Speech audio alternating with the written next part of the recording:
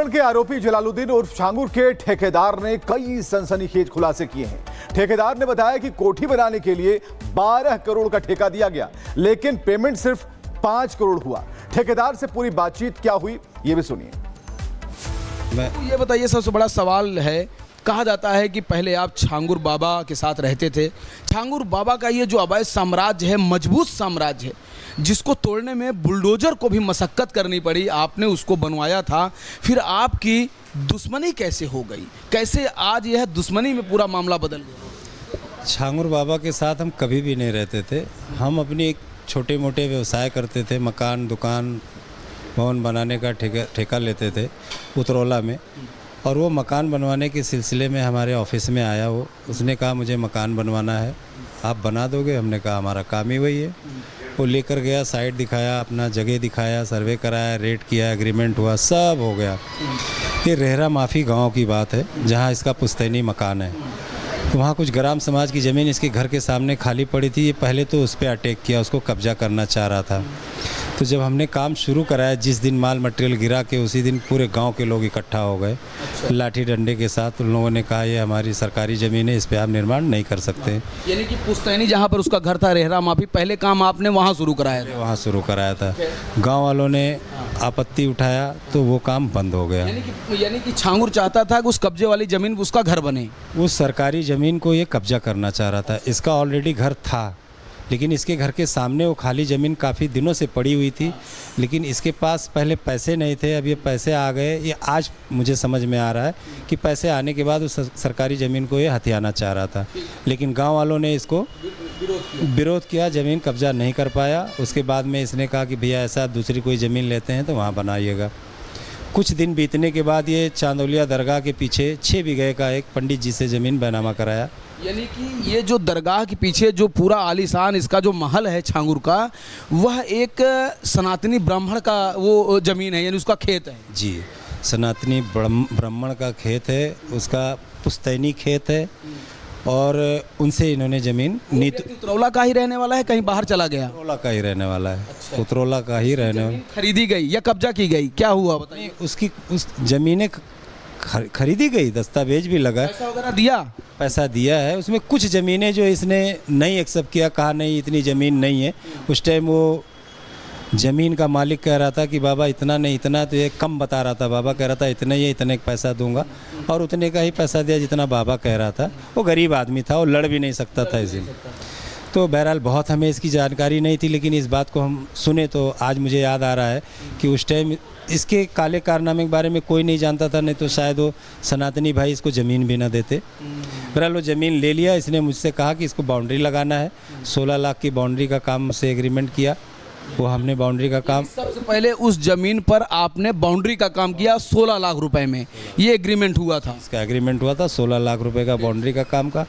उसके बाद इसने कहा मुझे तबेला बनवाना है, अस्तबल बनवाना है।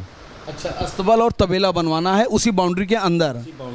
अच्छा, उसके लिए कितना प्रस्ताव दिया?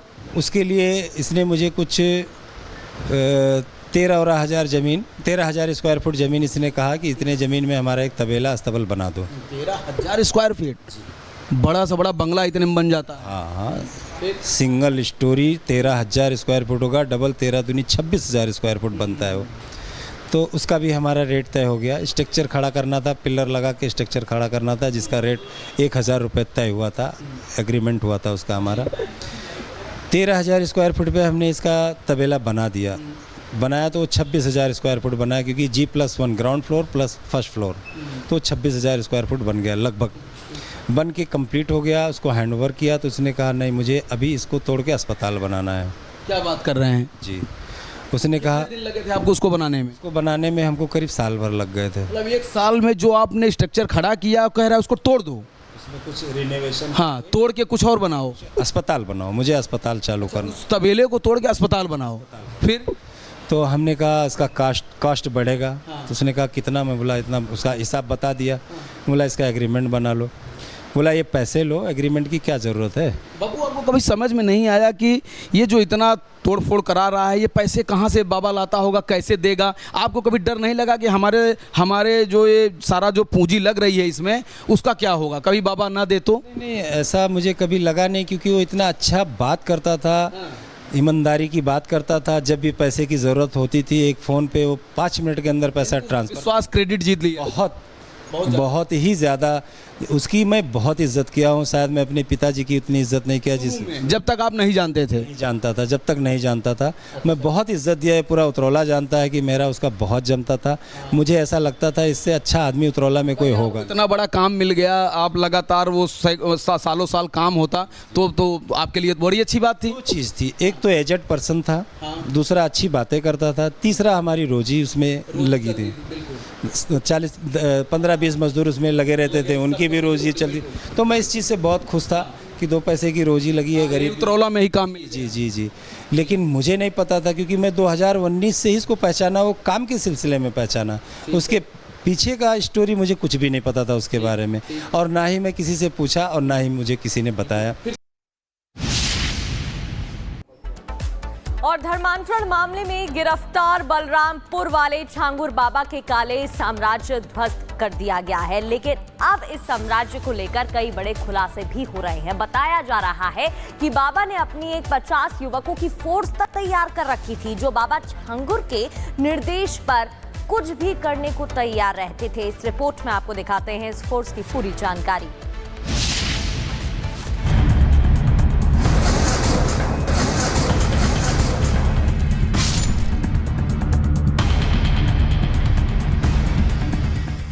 जब से छांगुर बाबा पुलिस की गिरफ्त में आया है, तभी से उसको लेकर कई चौंकाने वाले खुलासे हो रहे हैं। छांगुर बाबा की काली कमाई और काले कारनामे लगातार सामने आ रहे हैं। अब जो बड़ा खुलासा हुआ है वो किसी को भी हैरान कर देगा। छांगुर बाबा उर्फ जलालुद्दीन के पास अपनी निजी फोर्स थी, जिसमें 50 युवक शामिल थे, जो छांगुर बाबा के एक इशारे पर कुछ भी कर गुजरने को तैयार रहते थे। छांगुर के पास 50 युवकों की स्पेशल फोर्स थी, जिन्हें स्पेशल ट्रेनिंग के बाद रखा गया था। ये सभी युवक धर्मांतरण की गतिविधियों में शामिल थे, जिनका काम लोगों को डराना, दबाव बनाना और हिंसा फैलाना होता था। ये सभी छांगुर की उतरौली में बनी कोठी में रहते थे, जहां इन्हें हर जरूरत की चीजें मुहैया कराई जाती थी। छांगुर इन युवकों को आध्यात्मिक सेवक बताता था, और इसने इनका ऐसा ब्रेन वॉश कर रखा था कि छांगुर का आदेश ही इनके लिए आखिरी फरमान होता था, जिसके लिए ये युवक कुछ भी करने के लिए तैयार रहते थे। छांगुर ने इन युवकों को इस तरह तैयार किया था कि आदेश चाहे कानूनी हो या फिर गैर कानूनी, ये बिना सवाल जवाब किए ही आंखें मूंद कर उसका आदेश मान लेते थे। उतरौला में छांगुर बाबा के घर पर उत्तर प्रदेश एटीएस लेकर पहुंची। आज दूसरा दिन है रिमांड का। कल दिन भर लखनऊ में पूछताछ हुई नीतू से और छांगुर बाबा से, और आज आप देखिए कि उत्तर प्रदेश की जो एटीएस है वह यहां पर छांगुर बाबा को उसके ही घर पर लेकर आई है। ये एक बड़ा सा गेट है, जिस गेट को बंद कर दिया गया है। अंदर आप देख सकते हैं एटीएस के जवान यहां पर वेपन के साथ पहरा दे रहे हैं। जो एटीएस के कमांडोज हैं काले ड्रेस में, वह यहां पर हैं। और उत्तर प्रदेश की यानी कि उतरौला की जो लोकल पुलिस है, राघवेंद्र सिंह जो सीओ हैं, उनके नेतृत्व में यहां पर पूरी तरह से सहयोग कर रही है। छांगुर बाबा की ये फोर्स कहां है, इसका अभी तक पता नहीं चल पाया है। उसकी फोर्स में शामिल युवक कौन थे, कहां से उन्हें भर्ती किया गया था।